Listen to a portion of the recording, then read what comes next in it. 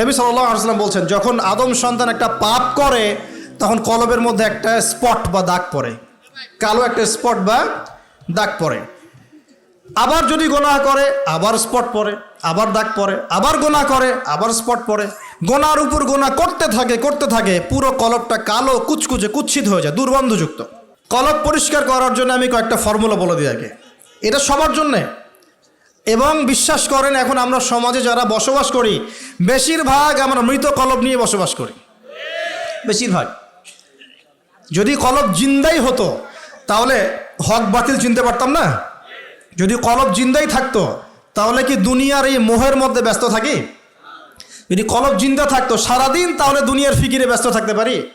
যদি কলব জীবিতই থাকে তাহলে কাউকে দাফন করার পরে দুনিয়াবি খোশ গল্পে কেউ মত্ত হতে পারে? যদি কলব জিন্দা থাকে তাহলে কেউ মানুষকে ঠকাতে পারে, মাপে কম দিতে পারে, কেউ কি গোপনে পাপ করতে পারে, কেউ কি অন্যের সম্পদ আত্মসাৎ করতে পারে? কলব জিন্দা থাকলে কেউ সুদ খায়, কলব জিন্দা থাকলে কেউ জেনা করে, কলব জিন্দা থাকলে কেউ এরকম নোংরা কনসার্টে যেতে পারে? অতএব বুঝতে পারছি এইসব পরিস্থিতি দেখে যে আমাদের বেশিরভাগের কলব কি মৃত, নিঃসন্দেহে মৃত, কোনো সন্দেহ নাই। নবী সাল্লাল্লাহু আলাইহি ওয়াসাল্লাম বলছেন, যখন আদম সন্তান একটা পাপ করে তখন কলবের মধ্যে একটা স্পট বা দাগ পড়ে, কালো একটা স্পট বা দাগ পড়ে। আবার যদি গুনাহ করে আবার স্পট পড়ে, আবার দাগ পড়ে, আবার গুনাহ করে আবার স্পট পড়ে। গুনার উপর গুনাহ করতে থাকে পুরো কলবটা কালো কুচকুচে কুৎসিত হয়ে যায়, দুর্গন্ধযুক্ত। অনেস্টলি বলেন তো দেখি, অনেস্টলি বলেন যে আমাদের কলবগুলো এখন এরকম না? আমরা কন্টিনিউয়াসলি পাপ করি না? কতবার দিনে আস্তাগফিরুল্লাহ ওয়া আতুবু ইলাইহি পড়ি, কতবার? নবী সাল্লাল্লাহু আলাইহি ওয়াসাল্লাম এমন একজন ব্যক্তি যার আগের গুনাহ মাফ, পরের গুনাহ মাফ, তারপরেও তিনি দিনে 100 বার বলতেন আস্তাগফিরুল্লাহ ওয়া আতুবু ইলাইহি। আমাদের তো প্রয়োজন হয় না, কারণ আমাদের তো অনেকের, আমাদের সবার না, অনেকের অ্যাটিটিউডটা এমন যে সে জান্নাতে অলরেডি চলে গেছে এবং তার দল তার সংগঠন অলরেডি জান্নাতে চলে গেছে। আপনার যদি লিজ লাগে আপনি আসেন, আমার কাছে ফর্ম পূরণ করেন, আপনাকে দিয়ে দিব জান্নাত। এমন অ্যাটিটিউড নাই? আচ্ছা, এই অ্যাটিটিউডটা কিন্তু ইহুদিদের দর্শন। ওরা এরকম মনে করতো যে আমরা আল্লাহর সিলেক্টেড বান্দা, ইলেক্টেড বান্দা, যদি জাহান্নামে যাইও তাহলে অল্প কয়েকদিন থাকবো, তারপর বেরো চলে আসবো। হ্যাঁ, এই কথা সূরা বাকারায় আছে, পরে দেখেন তো। দেখুন প্রিয় ভাইয়েরা, কলব পরিষ্কারটা সবচেয়ে ইম্পর্টেন্ট জিনিস। এখন মানুষ বলতে পারে সুফিজমের আলোচনা করছে। হ্যাঁ, সুফিজমের আলোচনা করছি কিনা তা জানি না, তবে আমি আল্লাহর ইহসান নিয়ে কথা বলছি। কি নিয়ে কথা বলছি? হাদিসে জিবরিলের মধ্যে 4টা প্রশ্ন করা হয়েছে। কটা প্রশ্ন? 4টা। তার মধ্যে একটা প্রশ্ন হচ্ছে আখবিরনি আনিল ইহসান, হে মুহাম্মদ সাল্লাল্লাহু আলাইহি সাল্লাম আমাকে ইহসান সম্পর্কে বলুন। জিবরাইল আলাইহিস সালাম প্রশ্ন করছেন। কে প্রশ্ন করছেন?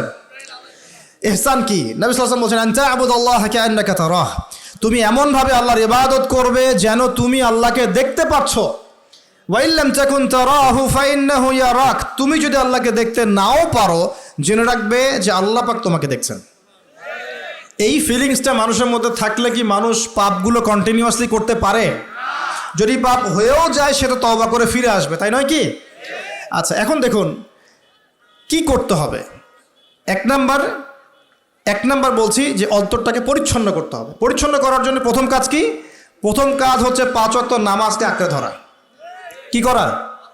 5 ওয়াক্ত নামাজকে আঁকড়ে ধরা। যদি আপনি জামাত মিসও করে ফেলেন বাসায় পড়ে ফেলবেন, নামাজ বাদ দেওয়া যাবে না।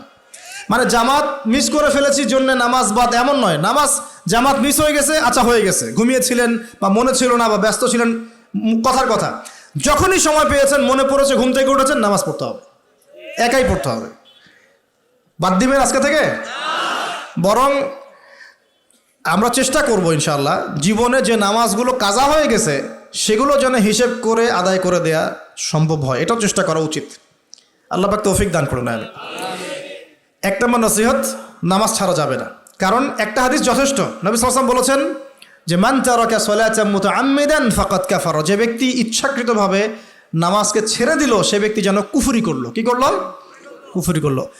মুআজ বিন জাবাল রাদিয়াল্লাহু আনহুর হাদিসে এসেছে নবী সাল্লাল্লাহু আলাইহি ওয়াসাল্লাম বলেছেন মান তারাকা সালাতান মুতাআম্মিদান ফাকাদ বারিআত মিন জিম্মাতিল্লাহ, যে ব্যক্তি ইচ্ছাকৃতভাবে তার উপর অর্পিত ফরজ নামাজ ত্যাগ করলো সে ব্যক্তি আল্লাহ পাকের জিম্মেদারি থেকে মুক্ত হয়ে গেল, তার উপর আল্লাহর কোনো জিম্মেদারি নাই। প্রথম নসিহত, যদি অন্তর পরিচ্ছন্ন করতে চাই নামাজ।